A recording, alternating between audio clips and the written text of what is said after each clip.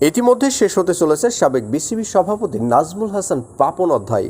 দায়িত্ব থাকা অবস্থায় খোঁজা হচ্ছে বিসিবি কে হবে অন্তর্বর্তীকালীন নতুন সভাপতি। এদিকে পাপনও এক ভিডিও বার্তায় জানিয়ে দিয়েছেন তিনি আর এর দায়িত্বে থাকতে চান না। অনেকেই মনে করেন একযুগ সভাপতির দায়িত্ব থাকা পাপনের অধীনেই বিসিবির এসেছে একাধিক পরিবর্তন, এসেছে একাধিক সুবিধা, যেখানে খেলোয়াড়রা পান বেতন ভাতার থেকে শুরু করে বাড়তি অনুশীলন এবং কি একাধিক আইসিসির অধীনে ফ্রেন্ডলি ম্যাচ খেলার সুযোগ পেয়েছেন বাংলাদেশ জাতীয় দল। আবার অনেকেই তো বলে বসেছেন পাপনের অধীনে আইসিসি র্যাঙ্কিংয়ে বাংলাদেশ অনেকটা উন্নতিও করেছে। তবে পাপনের বিপরীতে আগামী অন্তর্বর্তীকালীন বিসিবির সভাপতি কেই বা হতে যাচ্ছে, আর এই দৌড়ে কে এগিয়ে আছে? পাপনের বিপরীতে সভাপতি হওয়ার দৌড়ে সব থেকে যে এগিয়ে আছে অনেক সমীকরণ আর অনেকের সাপোর্টে সাবেক নির্বাচক ফারুক আহমেদই এ দৌড়ে সব থেকে বেশি এগিয়ে আছে।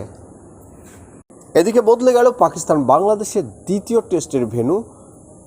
স্টেডিয়ামে সংস্কারের কাজের জন্যই করাচিতে হচ্ছে আগামী ম্যাচটি।